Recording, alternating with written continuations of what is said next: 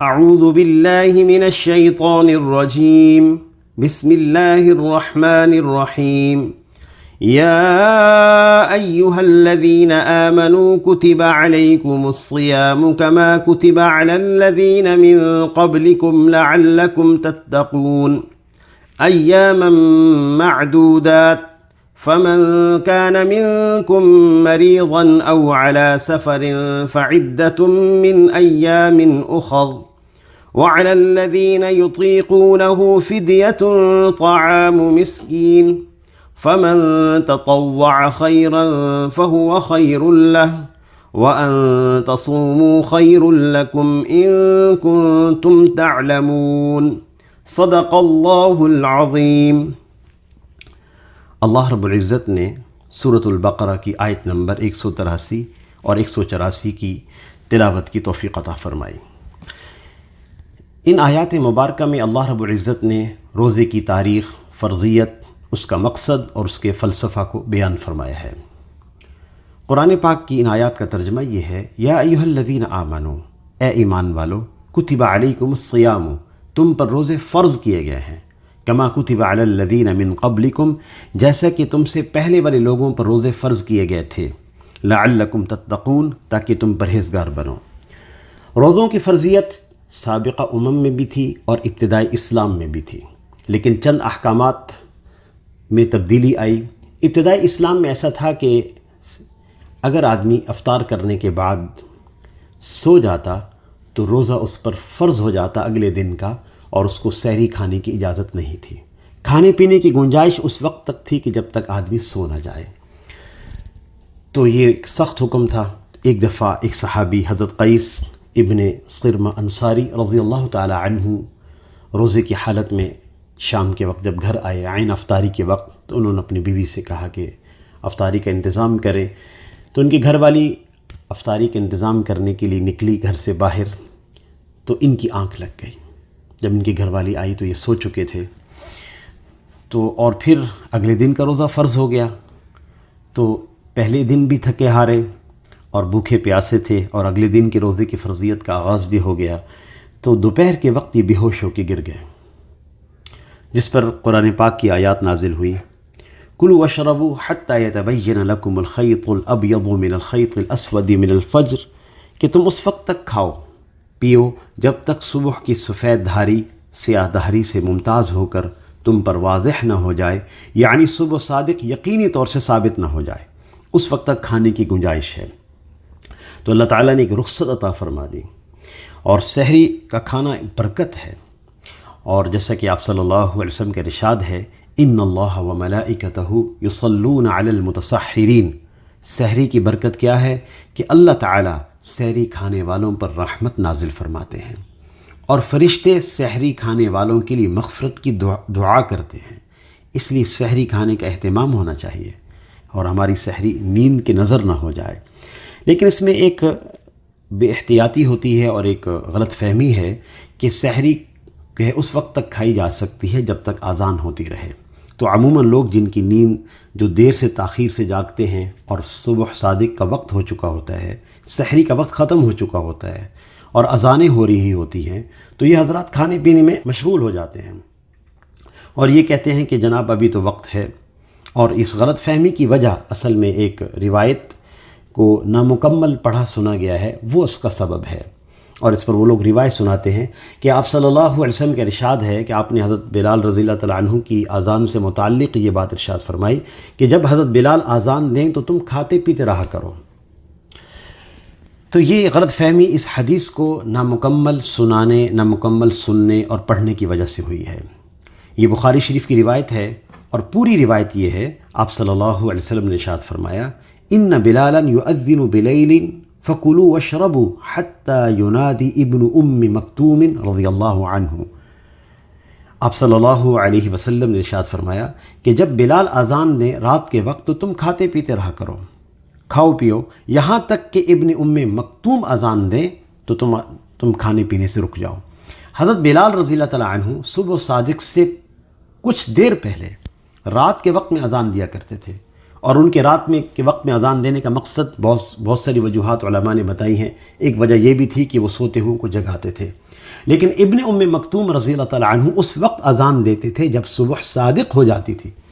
اور صبح صادق کے وقت کھانا پینا موقوف ہو جاتا ہے، اس لیے وقت سحری کا ختم ہوتے ہی اذان دی جاتی ہے، اور اس اذان دینے کے وقت اب کھانے پینے کی اجازت نہیں ہے۔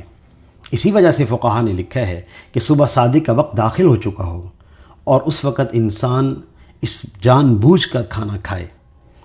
تو یہ شخص گناہ گار بھی ہوگا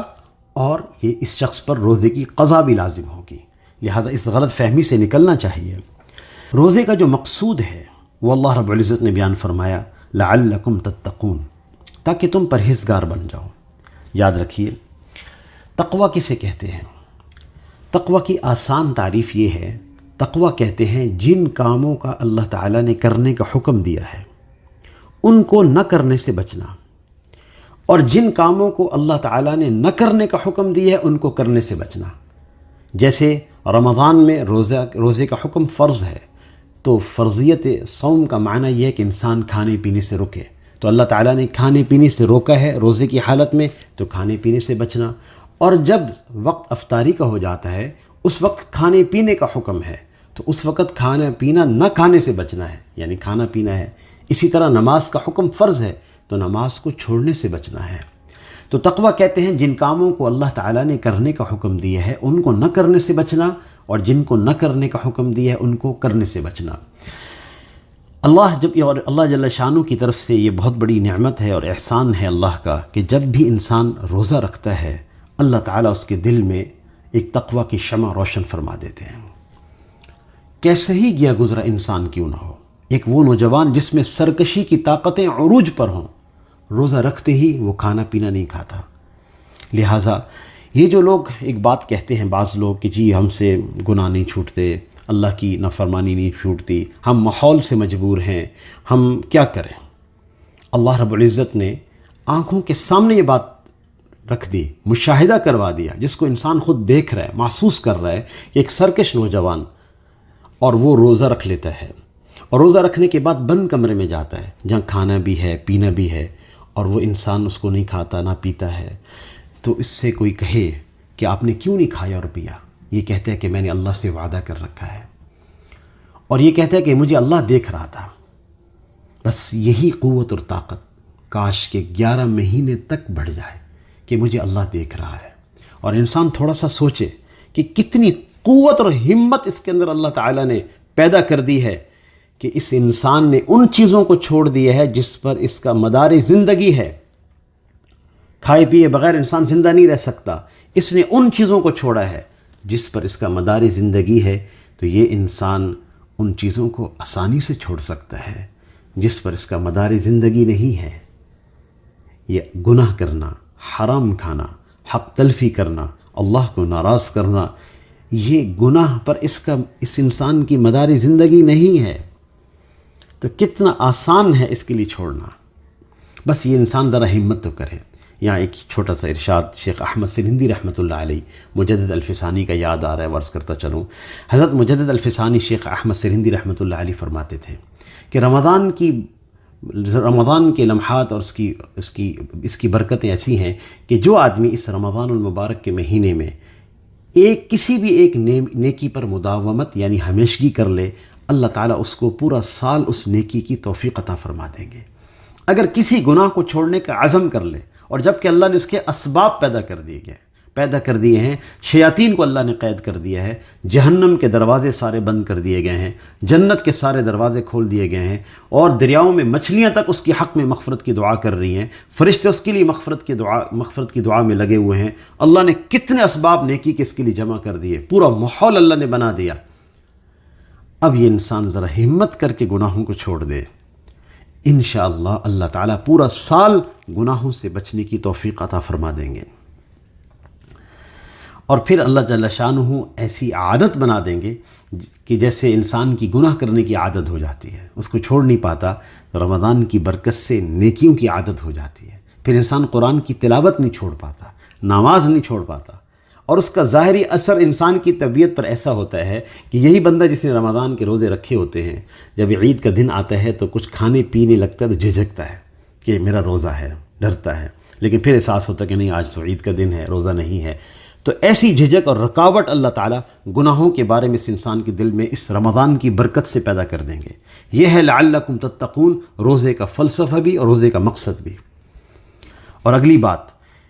اس آیت میں تو اللہ تعالیٰ نے لعلکم تتقون فرمایا، اور اس سے اگلی والی آیت میں وَلَعَلَّكُمْ تَشْكُرُونَ فرمایا، اور اس سے اگلی والی آیت میں لَعَلَّهُمْ يَرْشُدُونَ فرمایا۔ تقوی،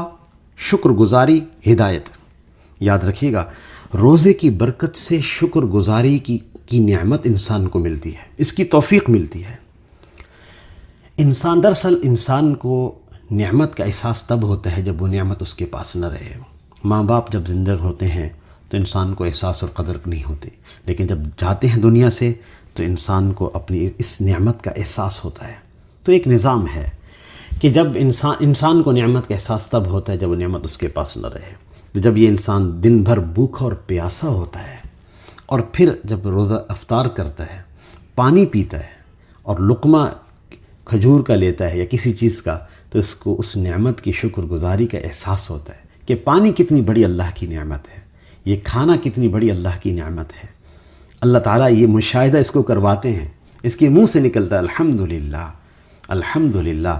کہ اللہ نے مجھے پانی جیسی نعمت عطا فرما رکھی ہے، کھانے کی نعمتیں عطا فرما رکھی ہیں۔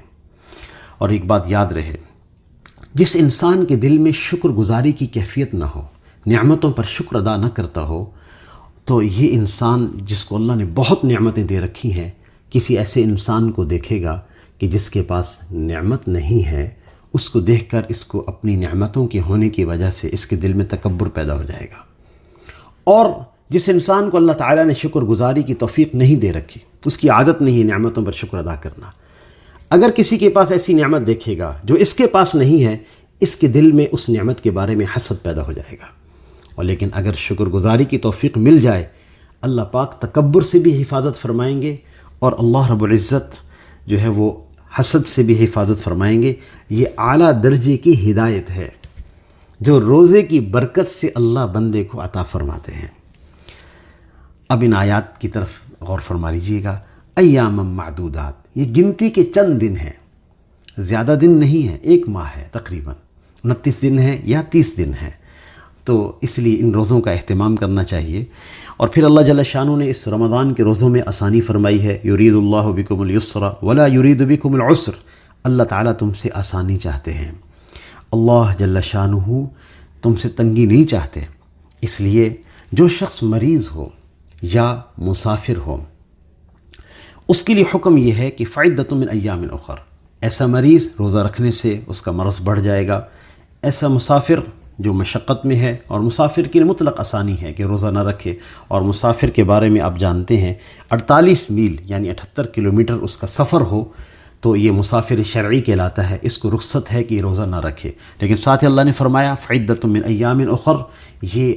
اور کس دنوں کے اندر روزے کی گنتی پوری کر لے تو ان کے لیے آسانی ہے۔ اگر مریض کو دقت ہوتی ہے تو سردی کے دنوں کے اندر روزے رکھ لے جن میں ایام کم ہوتے ہیں، لیکن یاد رہے کہ مسافر اور مریض پر روزوں کی قضا باقی رہے گی۔ لیکن کچھ ایسے مریض ہوتے ہیں جو اپنے مرض سے سنبھل نہیں پاتے، اور بظاہر ایسا لگتا ہے کہ یہ کبھی سنبھل نہیں پائیں گے۔ کچھ امراض ایسے ہوتے ہیں، امراض قلب ہیں یا شوگر بہت زیادہ بڑھ چکی ہے، یا اس کے علاوہ کوئی ایسے امراض ہیں جو عموماً جس سے صحت نہیں ہو پاتی، تو ایسے مریضوں کے لیے کیا حکم ہے جو روزہ نہ رکھ پائیں؟ وَعَلَى الَّذِينَ يُطِيقُونَهُ فِدْيَةٌ طَعَامُ مِسْكِينٍ، ایسے لوگوں کے لیے حکم یہ ہے کہ وہ فدیہ، اس روزے کا فدیہ ادا کریں اور مسکین کو کھانا کھلا دیں۔ یہاں بھی بعض لوگوں سے غلطی ہوتی ہے کہ وہ کہتے ہیں یہ ہم روزے نہیں رکھ سکتے تو ہم اپنے روزے کسی کو رکھوا دیتے ہیں۔ ایسا نہیں ہے، اللہ تعالیٰ نے ان روزوں کے بدلے میں فدیہ رکھا ہے، اور فدیہ کیا ہے؟ 2.25 سیر گندم، یعنی جس کا آج کل کے حساب سے جو ریٹ حکومت نے لگایا ہے وہ 80 روپے ہے۔